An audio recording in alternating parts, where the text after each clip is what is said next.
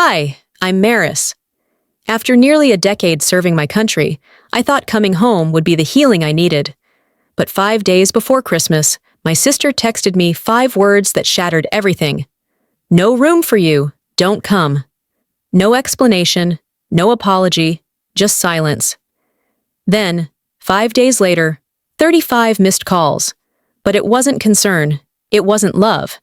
It was something far worse. Something that had been quietly planned, stitched together behind my back, piece by piece. They erased me from the will, told people I was dead.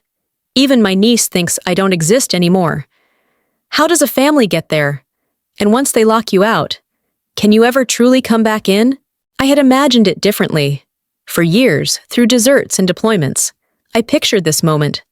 My boots finally off, my coat draped on the back of a familiar chair, the scent of cinnamon from my mom's stove.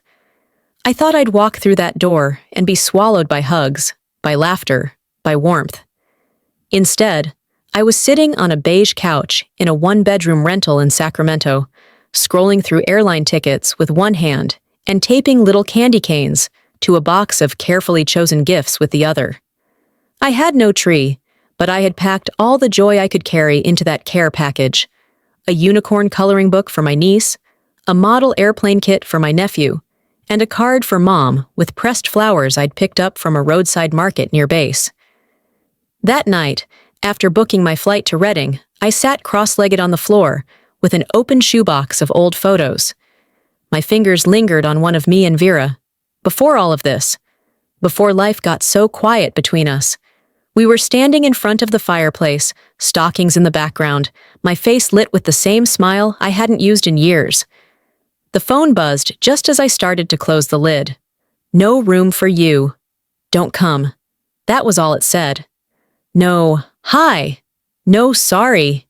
Just that. I reread it. Then again. My heart didn't pound. My stomach didn't drop. It was something colder, like the ground had shifted beneath me, quietly. I stared at it for minutes. I didn't ask questions. I didn't beg. I just typed, understood.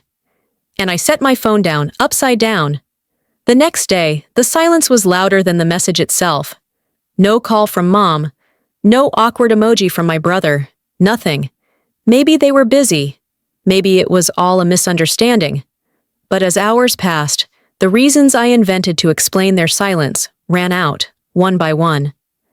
The suitcase I'd pulled from the closet stayed on the floor, half unzipped, untouched. By evening, I started scrolling. Facebook, Instagram, stories. There was my mom's famous sugar cookies, laid out in neat rows. My niece in footy pajamas, placing a star on the tree. Vera posing with a mug that read, Holiday Queen. I zoomed in on one picture, a group shot in the living room, where I used to sit on the left next to Grandpa's chair. That spot was empty now. Not replaced. Just not there. They didn't post it to spite me. That made it worse. It wasn't performative exclusion. It was as if I had quietly evaporated from the frame of their lives. I closed the app and locked my phone. Later, sitting on the edge of the couch, I thought back to other signs. How Vera had forgotten to mention my promotion in her family newsletter. The time Mom said, "We didn't think you'd be able to come anyway," when I missed Easter. How my photo was left out of the collage at Grandpa's funeral. I hadn't seen it then. Or maybe I had, but I didn't want to. When you've been gone long enough, people start writing stories without you. And if you don't remind them you exist, they might just forget. It wasn't about a guest bed or space on the couch. It never was. This was about erasure. I turned off the last lamp, the room sinking into quiet.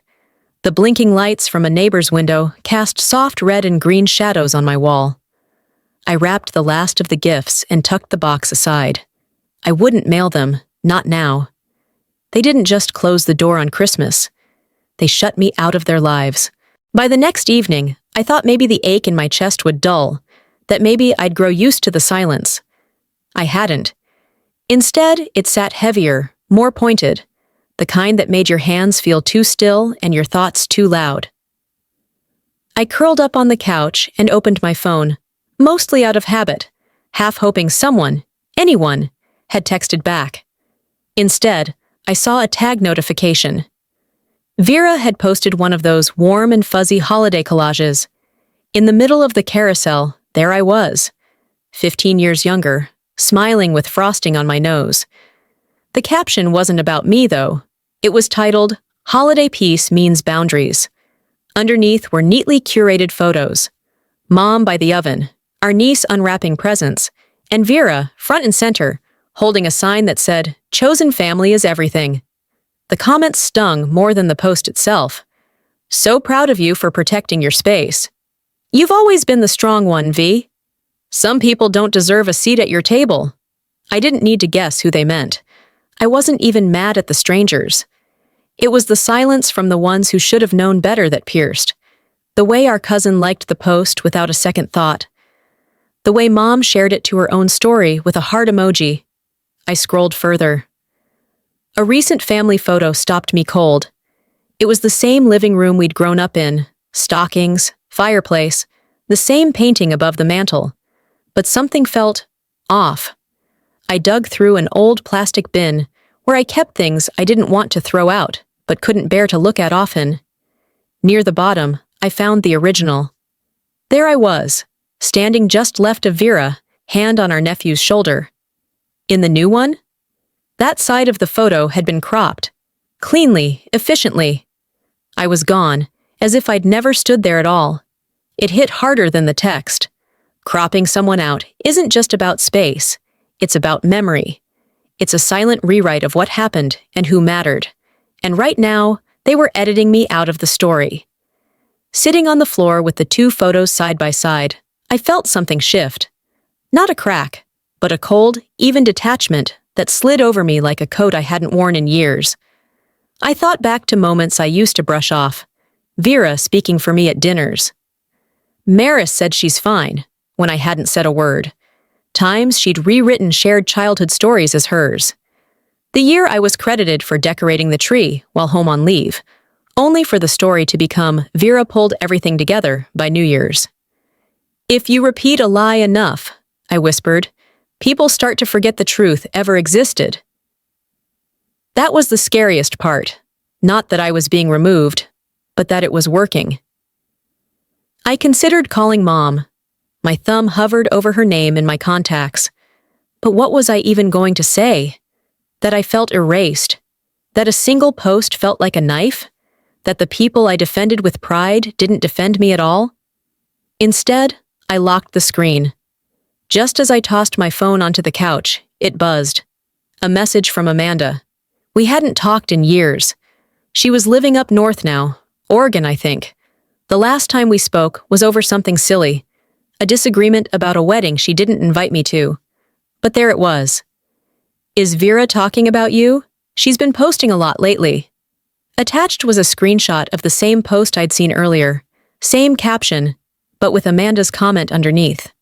"She's always been the one holding the family together." Amanda had noticed the undertone, so it wasn't just in my head.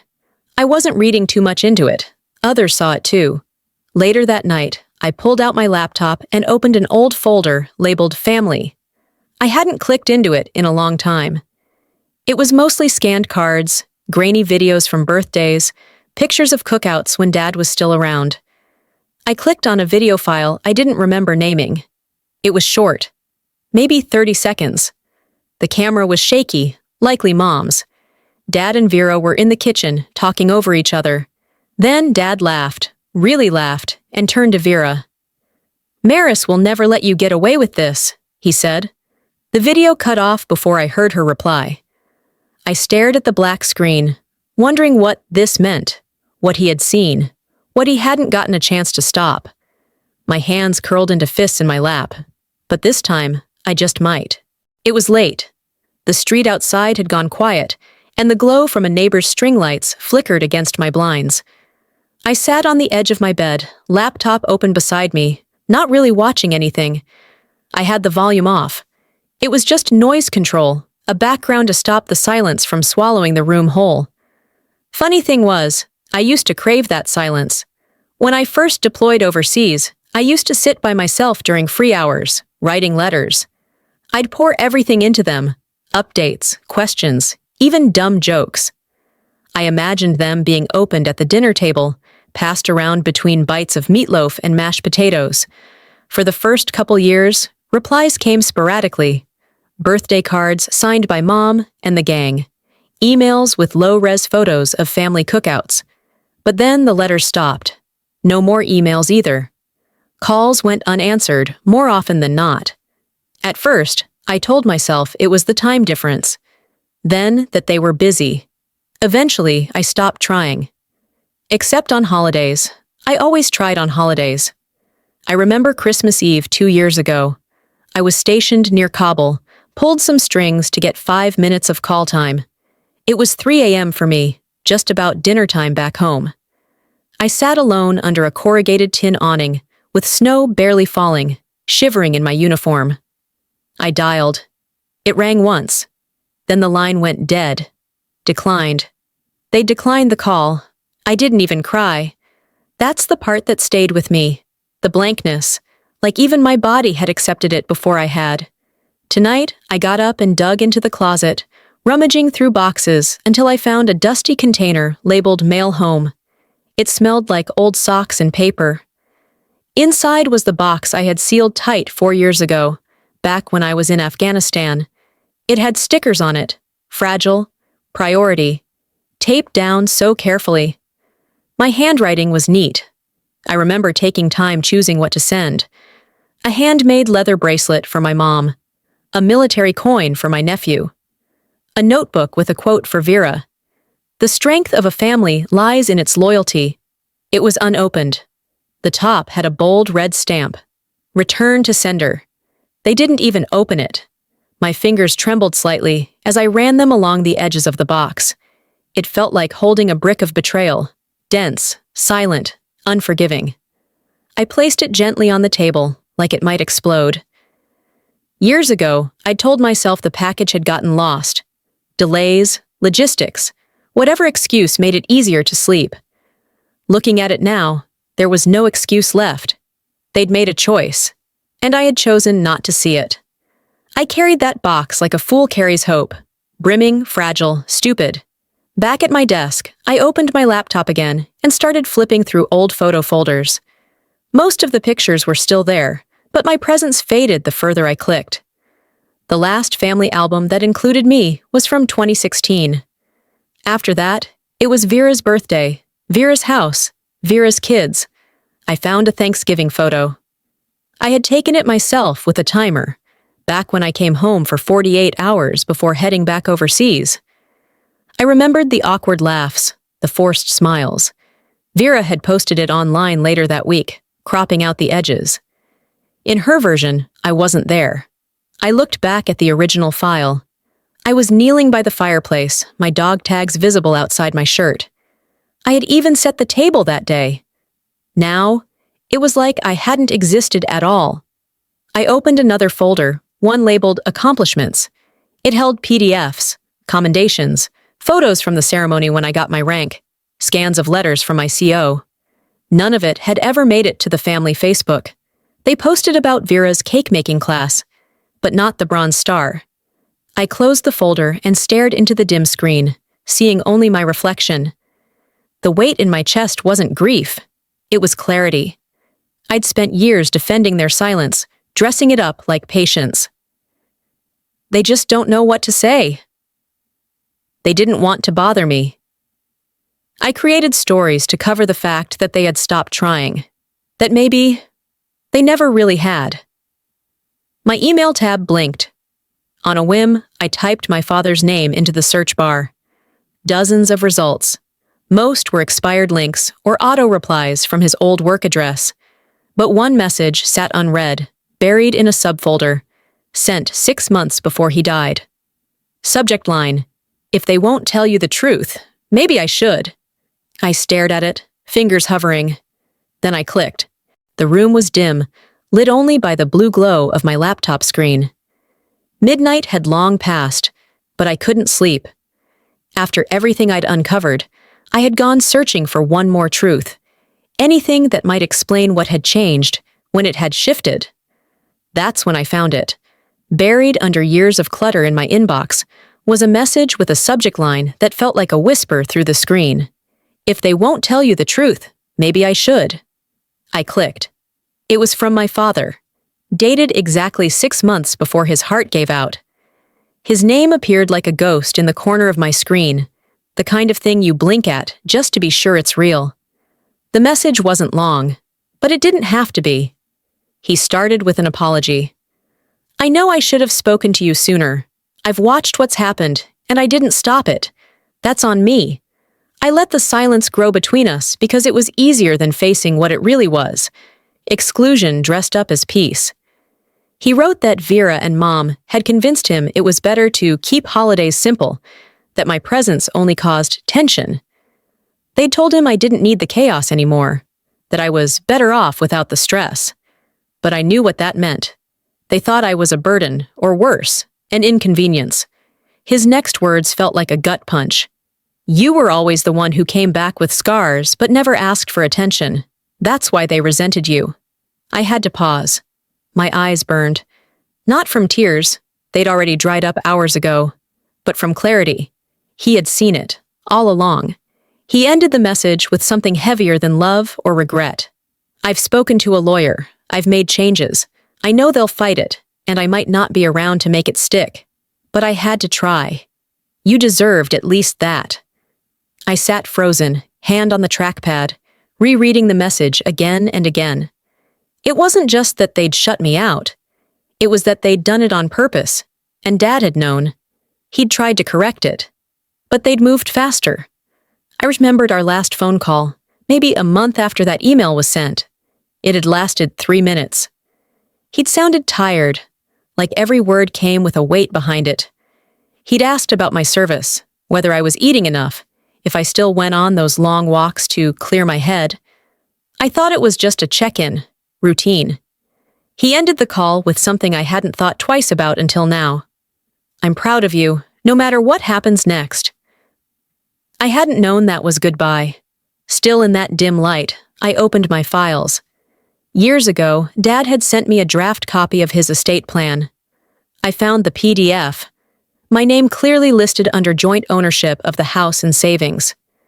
A few weeks earlier, Mom had sent another copy for clarity. I opened it next to the old one.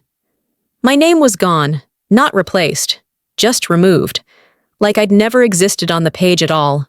The revised file was dated 3 months after Dad's email, right after he'd likely fallen ill, and definitely before he passed. I checked the notary stamps, both valid, but only one reflected what he had told me. Only one matched his voice. The next morning, I sent my mother a simple message. Did you know he changed the will back? I waited hours. Then the reply came, short and gutless. He wasn't thinking clearly near the end. Vera handled everything. That was it. No denial, no confusion, no apology. Just a quiet, calculated betrayal wrapped in passive deflection. I didn't respond. Instead, I opened a folder on my desktop I hadn't touched in over a year. It was labeled Legal Est Backup. A failsafe, just in case. Inside was a scan Dad had sent as confirmation. A notarized statement, handwritten, with the final line underlined. This document reflects my clear intent. No one else speaks for me. Signed, sealed, dated. He didn't just change his mind, he made it official. By the time the sun crept over the rooftops, I was already at the dining table, papers spread out, laptop open, printer whirring in bursts. I had slept maybe 2 hours, but there was no fatigue in my bones. What coursed through me now wasn't grief anymore, it was precision. Cold, unapologetic. I printed the notarized letter from my father, his real will, not the sanitized version Mom forwarded after he passed. I aligned both documents side by side, comparing dates, initials, margins, the formatting changes, the subtle but intentional deletions. My name had been erased with the same surgical precision they used on family photos.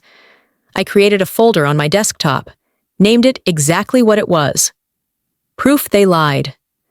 Inside it, I dropped screenshots of messages, legal scans, time-stamped emails. I wasn't just gathering evidence. I was building an argument. Not to plead, but to make sure when I showed up, no one could twist the narrative again. Once everything was saved and backed up, I took a breath and opened my contacts. Vera's name sat at the top, not because we talked often, but because I used to try. I tapped call. It rang once, then again, then straight to voicemail. I waited for the beep. "You knew what he did," I said, my voice calm but taut. "And you knew what you did after." I hung up. 10 minutes later, Vera posted a story on Instagram. White background, black cursive font. "Boundaries are love, silence is peace." No names, no context. Just enough for people who knew the undercurrent. A stab dressed as serenity. She wasn't going to respond, not with truth anyway. Her style was always indirect, smiling while cutting you out of the frame. I made coffee, sat down, and pulled up the funeral livestream. It had been weeks, but I'd never watched it. I told myself it would be too painful. Now I knew the pain wasn't the problem. It was the absence. I scanned through the eulogy, the slideshows, the closing remarks. Not once did they say my name. Not as daughter, not as veteran, not even as a person who existed in his world. It was the kind of exclusion you didn't correct. It wasn't an oversight, it was strategy. I closed the tab. Slowly. Afterward, I opened my old military email, the one I hadn't checked since the transfer. I started typing Vera's name, then Mom's. I pulled up every sent message since 2015. Holiday notes, check-ins, updates, even a forwarded photo of a medal I'd received. None of them had ever been answered. I scrolled through Vera's settings, since she'd once helped me configure an account years ago. My stomach dropped when I saw the old instructions she'd copied me on, how to set up email filters. There it was. Anything with "neat mil" in the address, or my first name, was routed straight to junk. They hadn't ignored me. They'd muted me. I sat back, the silence suddenly suffocating again. Not because it was loud, but because I had filled it for years with explanations that weren't real. Enough. I called Holloway and Finch, the estate firm. A woman named Linda answered. Her voice was brisk, not cold, but clipped like someone who dealt with tension daily. I gave her my name, paused, then said, "I'd like to confirm what documents are being used for the will reading." She pulled up the file, gave me a moment to hold the phone against my cheek. "And yes," she said, "you are still listed as beneficiary in one version." "One version," I repeated. "Yes. There are multiple interpretations being presented." I nodded, even though she couldn't see. "I'll be there in person, January 3rd, 10 o'clock. Understood?" I ended the call, opened my calendar, and wrote the time in bold red letters. I wasn't asking to be seen anymore. I was showing up where it hurt. Later that afternoon, while cleaning up the mess of papers, my phone buzzed again. Unknown number. I let it go to voicemail, then tapped to read the transcript. "This is Holloway and Finch. Please confirm your attendance on January 3rd at 10 a.m. Time sensitive." I read it twice.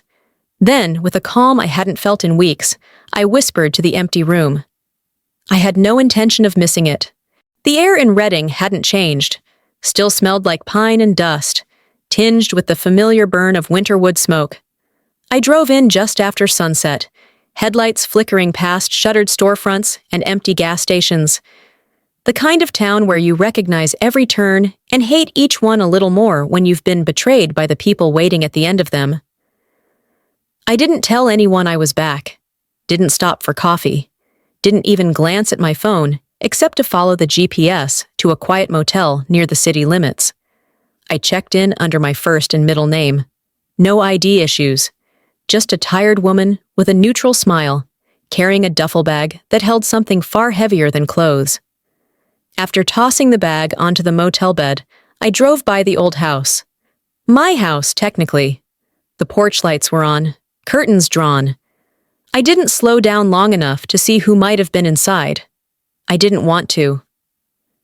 Back at the motel, I unzipped the side pouch of my military gear, the one I never unpacked, even after discharge. Inside, folded neatly between an old deployment map and a worn-out ID badge, was the letter. Dad's handwriting was unmistakable. Clean, steady, all caps where it counted. I unfolded it like it might crumble. If you're reading this, they've already tried to erase you. Don't let them. 12 words. They hit harder than any goodbye. I ran my fingers over the ink, let the weight of it settle between my ribs.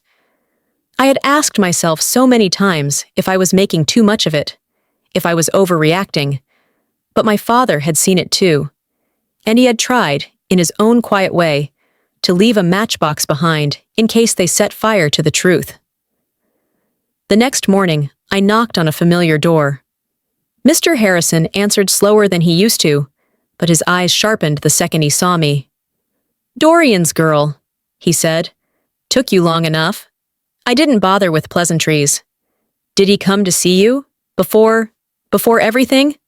He didn't speak right away, just stepped aside and waved me in. There were papers already on the table, not dusty, not forgotten. Laid out like he expected me. "He brought this," Mr. Harrison said, tapping the top page. "Said he needed a backup, just in case the others misrepresented his wishes. A notarized memo. Dated, signed, and typed with care. I, Dorian Colburn, name my daughter Maris Colburn as the sole heir to my estate. Any contradictory document drafted after this date was not done with my consent or full capacity." He slid it toward me. "He looked tired that day," Mr. Harrison added, "but not confused. Not one bit." After I thanked him, I walked back to my car with the papers pressed tight to my chest, like armor. Later that afternoon, I pulled out the copies of the 2 wills. Dad's original had been clean.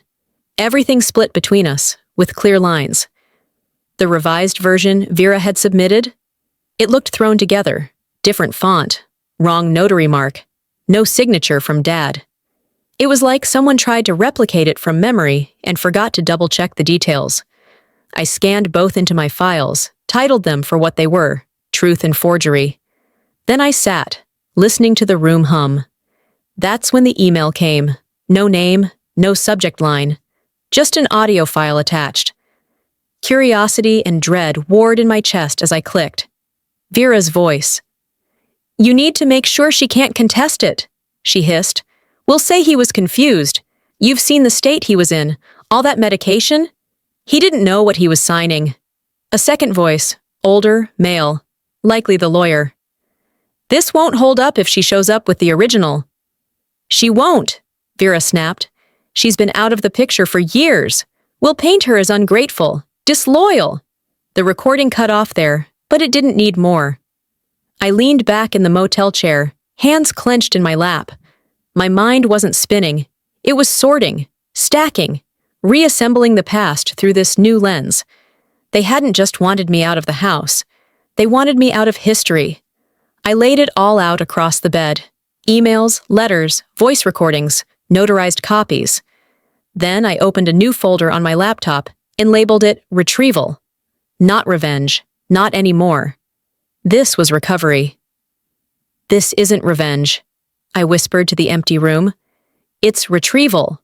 I turned off the lamp, left everything open and ready. Tomorrow, I walk in. Not as the forgotten daughter, but as the rightful heir. At 9 a.m. sharp, I was parked across the street from Holloway and Finch, engine off, coat zipped, folder on the passenger seat. I watched them arrive, first Vera, then our mother, followed by a few distant relatives I hadn't seen since I wore braces, and called everyone sir. They moved in a neat little pack, not speaking, but their body language said enough. Coordinated, composed, ready. Vera looked like she was attending a press conference, not a will reading. Heels too high for icy sidewalks, makeup perfect, posture stiff, like someone bracing for a camera flash. I didn't get out right away. Instead, I checked my phone. One new message, from Amanda. She'd sent a TikTok link. "Just in case you need more fuel," she'd added. I hesitated, then tapped it open. There she was, Vera, standing in the foyer of what used to be my father's house. My house. The camera panned slowly, capturing floral arrangements and a throw blanket with the stitched words, "Home is where your heart is." She spoke in that syrupy voice I remembered from childhood, whenever she was about to get away with something. "This space, it's more than wood and walls," she said. "It's the healing I needed, the legacy he wanted me to carry." In the background, I spotted the leather chair I used to nap in after Sunday dinners. The caption read, "From grief to grace, my healing space." She ended the video with a soft smile, adding, "He always wanted me to have it." I didn't feel the rush of rage I expected. What came was colder, clearer.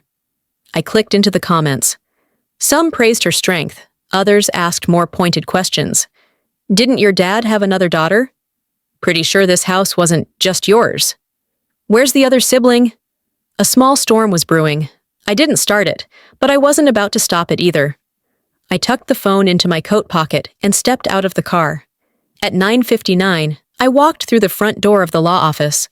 The receptionist didn't ask for my name. She just nodded, stood, and opened the conference room door. They were already seated. Vera's head snapped toward me.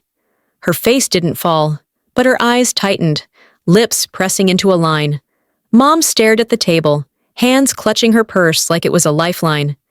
The attorney, a man in his late 50s, with the kind of face that had long since stopped flinching at family feuds, gave a tight nod. "Ms. Colburn," he said. "Right on time." I took the empty chair across from Vera. Her heels tapped once against the floor. No greeting, no eye contact. She hadn't expected me. Not really. The attorney flipped through his folder, then looked up. "Before we begin, I'm required to issue a formal statement," he said. He folded his hands. "Any interference, manipulation, or suppression of Mr. Colburn's final directive, whether by influence, omission, or forgery, will result in legal consequences to all parties involved." He looked directly at Vera. Her jaw tightened. Mom shifted slightly in her seat. The tension crackled, but I said nothing, not yet. He reached for a small recorder and clicked it on. "If there are any final materials to submit before we begin," he added, "now would be the appropriate time." I opened my folder, slowly, carefully, pulled out the notarized copy of Dad's real will, the one they didn't expect to see again, laid it flat on the table. "I believe," I said, locking eyes with the attorney first, then Vera. "This belongs on the table too." The room had the stillness of a held breath, the kind of quiet that makes you forget you're in public, like time has paused just for you. I sat upright, eyes fixed on the recorder, as the attorney reached forward, clicked the button, and released the past into the room. "If Maris is in the room," my father's voice began, deep, worn, unmistakably his. "Thank you.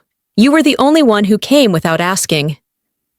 No rustling, no whispers. Even the clock on the wall seemed to stop ticking. I didn't look at Vera or my mother. I didn't need to. He continued. "You showed up when I was recovering from the surgery, when I couldn't remember where the TV remote was.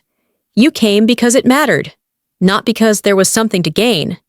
And so, everything I've worked for, this home, the land, the business, the savings, will be left to you." There it was. Out loud. Unedited. Real. He paused, then added with a tone I recognized from the times he had to settle arguments at the dinner table. "If anyone contests this decision, their portion is voided entirely. Think before you act." A beat of silence followed. It was longer than it needed to be, but no one breathed. Vera finally shifted, but before she could open her mouth, I pressed a button on my phone. Another voice began. This one hers. "You need to make sure she can't contest it," Vera said sharply in the recording. "We'll say he was confused. You've seen the state he was in? All that medication? He didn't know what he was signing." Then the other voice, the family lawyer, hesitant but complicit. "If she comes with that version, it's going to be hard to dispute." She won't, Vera snapped. She doesn't care enough to show up. We'll control the story. The gasps in the room weren't loud, but they hit like thunder. The attorney at the table didn't look at Vera. He looked at the recorder, then at me, then down again. Mom's hand flew to her mouth. Her knuckles were white around her purse. I didn't flinch. I thought back to 5 minutes earlier, walking into that room, folder in hand, calm like I was stepping onto a stage I'd already rehearsed in my mind. When I first arrived, Vera hadn't even spoken. I leaned down just enough to be heard and whispered, "Let's not disappoint Dad." She hadn't replied. Now her face was cracked porcelain, poised, but ready to break. "You manipulated him," she spat suddenly, voice sharp with desperation.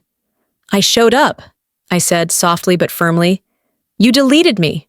Mom looked up, eyes wet, but not from understanding, more from exposure. "This isn't what your father wanted," she mumbled, almost pleading. "No," I answered. "It's not what you wanted." That distinction had always been the problem. The lawyer cleared his throat and passed a manila envelope across the table. Per Mr. Colburn's directive, these are the official documents transferring all assets to Ms. Colburn, effective immediately. No one moved. Vera's jaw trembled, but she didn't speak. Mom looked like she wanted to protest, but her voice had long since lost credibility in that room. I didn't reach for the papers, not right away. I wanted the moment to sit. I wanted them to sit in it, to feel what I had felt for years, voiceless, erased, made small by their choices. Then I took the envelope and slid it into my bag. I stood slowly, adjusting my coat like I'd just finished a meeting, not a battle. "This wasn't revenge," I said, locking eyes with Vera. "This was restoration." The door to the law office clicked shut behind me, with a finality that echoed louder than any gavel. Cold air greeted my face, crisp and clean, an odd contrast to the war zone I had just walked out of. I stood still for a moment in the parking lot, breathing in the January morning as Vera stormed past me. She didn't look at me, didn't speak, just clicked her car door shut and sped off like she could outrun everything that had just been said. Mom lingered on the sidewalk. One hand still clutched her purse, the other holding onto nothing, fingers twitching slightly. She didn't speak either, just watched me like I was a stranger wearing her daughter's skin. I didn't say a word to her. I didn't owe her one. By the time I reached my car, my phone buzzed. A text from Amanda. "Did you know Vera told people you died in Afghanistan?" I stared at the screen like it had slapped me. The wind around me suddenly felt colder, sharper. I blinked, reread it, blinked again. She attached a screenshot from a community Facebook post. Vera had commented on a thread about veterans in town. My father was a hero, and my sister, well, we lost her overseas. She served bravely. No correction, no grief, just a line dropped like a footnote. Me, erased. Not just from the will, from reality. I swallowed the rising bile in my throat. My hands shook, not from sadness, but from the sheer scale of it. She hadn't just excluded me. She had rewritten me. I didn't respond to Amanda. I couldn't find the words yet. I drove for a while. Not far. Just aimless loops through familiar streets. Past the park with the rusted swings. Past the old high school, still bearing that faded bulldog mascot on the gym wall. Eventually, I stopped at a diner I used to visit with Dad after church. I slid into a booth near the window, ordered black coffee, and tried to breathe. 10 minutes later, a small voice jolted me back. "Aunt Mary's?" I turned. Vera's daughter, my niece. She stood next to the booth, eyes wide, clutching a purple jacket too big for her shoulders. Her cheeks were flushed from the cold. I offered a smile that didn't reach my eyes. "Hi, sweetheart." She looked hesitant, then said it. "Mom says, you're not really part of our family anymore." She said it so innocently. Not mean, just matter of fact. Like she'd been told that truth along with bedtime stories. I nodded slowly, even as my heart cracked just a little deeper. That's okay, I said. Sometimes families get confused about who belongs. She seemed to consider that, then wandered back to the counter, where someone, probably a sitter, was paying for their meal. I didn't touch my coffee. Back in the motel room, I laid everything out again. The papers, the flash drive, the emails. I didn't read them this time. Didn't need to. I just looked. It wasn't about fighting anymore. I had already won. But winning didn't undo what they'd done. They didn't just take my seat at the table. I whispered into the quiet. They trained the next generation to forget I ever had one. I reached for my notebook. Old, leather-bound. The kind you don't throw away, even when it's full of words you never say out loud. I started writing a letter. Not to Vera. Not to Mom. To Dad. Dear Dad, you gave me the truth. But you also left me to carry it alone. I wish you'd been braver sooner. I wish you'd said it all out loud while you were still here to defend it. Still, you tried. And maybe that counts for something. I closed the journal. Didn't tear out the page. Didn't plan to mail it anywhere. It was for me. The email came just after I set it aside. Subject line: finalization of transfer pending signature. I didn't smile, didn't cry. I just sat back in the chair and let the weight of it settle in my chest. I didn't need an apology. I had power now, and paper that proved it. The pen glided over the page like it had done this 100 times. My signature at the bottom of the deed felt clinical, too efficient for what it represented. When I finished, I capped the pen, slid the folder back across the polished wood desk, and stood without a word. It's done, the attorney said quietly. I nodded. Not out of satisfaction, not even relief, just acknowledgement. I had come here for closure, not ceremony. Outside, the morning sun lit up Reading in that soft, deceptive way January light always did, making everything look peaceful even when it wasn't. I climbed into my car and eased onto the familiar roads, making a slow, intentional loop through town. When I passed the house, I didn't slow down. Vera's car was parked in the driveway, same as always. A holiday wreath still hung crooked on the front door, like someone had put it up out of obligation and forgotten to take it down. It's mine now, I muttered to myself, but it's never going to be home. I kept driving. That evening, a box from Holloway and Finch arrived at the motel. Delivered by courier, sealed tight with yellow tape, labeled Private Client Property. I brought it in, set it on the bed, and opened it slowly. Inside were folders, Dad's records, photos, things the firm had retrieved after finalizing the estate. I expected paperwork. What I didn't expect was the file tucked inside the bottom corner, a red manila envelope marked M. Colburn, Private. I opened it and found clippings, articles from base newspapers, photos of my unit, a snapshot of me shaking hands with a general I barely remembered, certificates of achievement, even a printed email from my CO praising my leadership in a crisis op that never made the news. He had printed them all. My father. Quietly. Secretly. Like he was collecting a story that no one else wanted to tell. I sat on the bed, holding a yellowed clipping of me beside a Blackhawk. He had seen me. He'd been proud. He just hadn't known how to say it loud enough over the noise Vera created. Later that night, I got an email from Vera. Subject line: You humiliated us, not me. Us. You humiliated us in front of everyone, she wrote. You made a scene. Dad would be ashamed. I didn't respond. I forwarded it to the estate lawyer with no note attached. No emotion. Just record-keeping. I was done trying to fight fire with fire. My silence now was the flame retardant she couldn't extinguish. The next day, the lawyer called. Legally, he said, you have full rights, but the rest of the family's still occupying the property. Do you want to issue a formal eviction notice?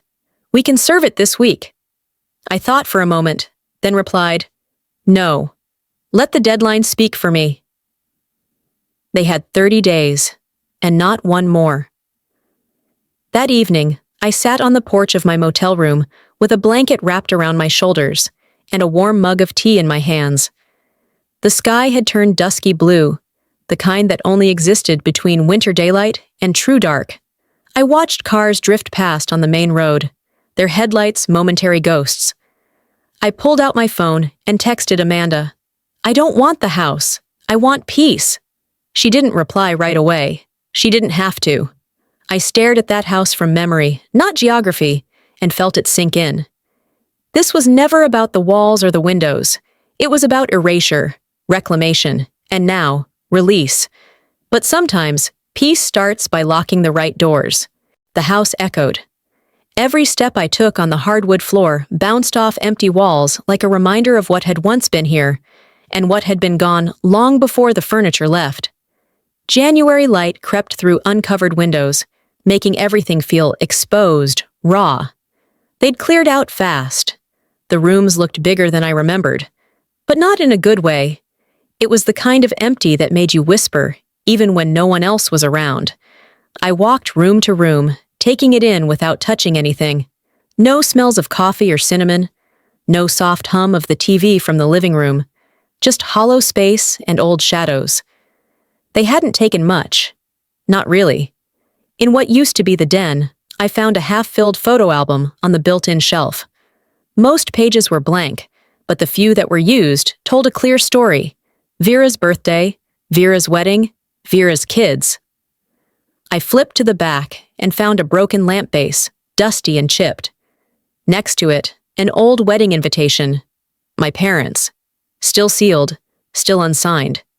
I stared at it, then smiled. Not out of joy, but understanding. They only packed what made them look polished. They left behind the pieces that didn't fit their version of things, the fragments, the reminders. Fine. I could take the truth with me. I didn't need a staged history. I was walking toward the kitchen when someone knocked at the front door. Not loud. A single, patient knock. I opened it to find Mrs. Lane from next door, holding an envelope. "This was left in our mailbox years ago," she said, offering it gently. "Your dad must have meant for you to have it." I thanked her, closed the door, and walked to the kitchen table to open it. The envelope was thin, the paper soft from time. "If you're reading this," the note inside began, "then I waited too long to say it. You were always the one who stayed true." No preamble, no rambling, just that. He had written it before the will, before the voice recording, before the silence. It was the kind of thing a father writes when he knows he's failing at saying it out loud, when he knows he's going to lose the chance soon. I sat there for a while, letting the weight of that sentence settle into my ribs. An hour later, I got a voicemail from my uncle, the only one who ever remained neutral, the one who never picked sides, but never defended either. "Maris," his voice crackled. "I always knew something wasn't right. I just didn't have the guts to speak. I'm sorry." It wasn't a fix, but it was recognition. I played it twice, then deleted it. It wasn't for replaying. Upstairs, I walked into what used to be my bedroom. The walls were blank now. No posters, no shelves, no boxes under the bed. Just a space. 4 walls that had once held everything I thought was mine. I stood there, looking around, and felt no pull to stay. No desire to repaint or reclaim. I was done carrying this place. I didn't need to unpack the past to prove I survived it. I walked downstairs, wrote an email to a local rental agency, and scheduled a listing consultation. I wasn't moving in. I was moving on. As I walked out the front door, I flicked off the hallway lights, one by one. The house darkened behind me. I placed the spare key on the entry table, the same table where Mom used to leave letters for Santa when we were kids. Let them knock. I'm not answering anymore. The birds were the first thing I noticed. Not traffic. Not the hum of a heater. Just birds. Soft, melodic, and steady. When I opened my eyes, sunlight was already slipping through the slats of the blinds in my bedroom. A breeze drifted in from the cracked window, just enough to carry the scent of pine and something faintly sweet, maybe early blooming rosemary from the neighbor's yard. It was February 1st. I lay there for a moment, letting the silence press against my chest, not in a suffocating way, but like a blanket that finally fit. The kind of silence you grow into, one that doesn't owe anyone an answer. In the kitchen, the coffee pot hissed quietly. No alerts, no missed calls. Just a new place, a clean table, and a single ceramic mug that was mine. I wrapped my hands around it and leaned against the counter, listening to nothing. That same morning, a letter arrived, postmarked from the estate firm. Thick envelope. No drama. No urgent stamped in red. Just the facts. A one-page summary with legal language confirming what I already knew. Vera and the others had left the house on day 29. No fuss, no lawsuit, no appeal. There was a sticky note at the bottom of the page, handwritten in my mother's cursive. Do what you want with it. No warmth, no goodbye, and oddly, no sting. Later that afternoon, Amanda sent me a clip from a live stream, some local charity gala back in Reading. She didn't say anything, just forwarded it with a single line. You'll want to see this. Vera was in the frame, standing alone near a tall floral centerpiece, drink in hand, eyes scanning the room for someone who wasn't coming. I recognized two women in the background. They'd once commented, "So proud of you," on Vera's posts. Now they turned their backs mid-conversation. Funny how fast people vanish when the mask slips, Amanda texted after. I didn't reply. There was nothing left to say, not to Vera, not to anyone still spinning fiction. That chapter had written itself to the end. That night, I pulled out a leather journal, one I'd kept since boot camp, pages scribbled with letters never sent, reflections never voiced. I opened to the last filled page and began to write, not out of pain or anger, but to close the loop. Not to blame, not to relive, just to mark it done. You were always strong, even when no one clapped. You stayed when they erased. You listened when silence was meant to hurt. And now, you leave. Not in defeat, but in peace. I closed the book and placed it gently in the drawer of the nightstand. I had no intention of opening it again. A little before midnight, Amanda called. Her voice was soft, like it always was, when she wasn't sure if she should be happy or worried for me. Are you okay? I laughed quietly. No, I'm something better. The call didn't last long. We didn't talk about the past, or Vera, or any of it. Just future things. A spring garden, a bookstore she wanted to show me next time I came up her way. After we hung up, I turned off the lights and walked barefoot to the back door. It creaked slightly when I opened it. Outside, the sky stretched wide. Dark, yes, but open. The wind brushed against my arms like a welcome, not a warning. I stepped onto the grass, cool and soft under my feet, and tilted my head back to take in the stars. This wasn't a mansion. It wasn't some grand inheritance, but it was mine. They closed every door on me, so I built my own. Sometimes, the hardest victories aren't the ones you fight for, but the ones you walk away from. I didn't win because I got a house. I didn't win because I exposed a lie. I won the moment I stopped needing their permission to exist, to belong, to be remembered. This wasn't about inheritance. It was about identity. If you've ever felt pushed aside in your own family, like your voice didn't matter, I hope this story shows you. Silence doesn't mean surrender. You are allowed to rewrite your own place in the story. You don't have to sit at a table that only seats you when it's convenient. And maybe you've been on the other side. Maybe you've stayed silent when you should have spoken up for someone you love. It's never too late to choose differently, to be brave, to do better. Now I want to hear from you. Have you ever been made to feel like you didn't belong? In your own family, your community, your home? What did you do? What would you tell someone going through it right now? If this video spoke to your heart, drop a 1 in the comments, or tell me where you're watching from. And if it didn't resonate, that's okay too. Tell me why. Let's talk about it. If you found value in this story and want more real human moments like this, make sure to subscribe to the channel so you don't miss what's coming next. Because sometimes healing starts with a story, and the right one might just be the door you've been waiting for.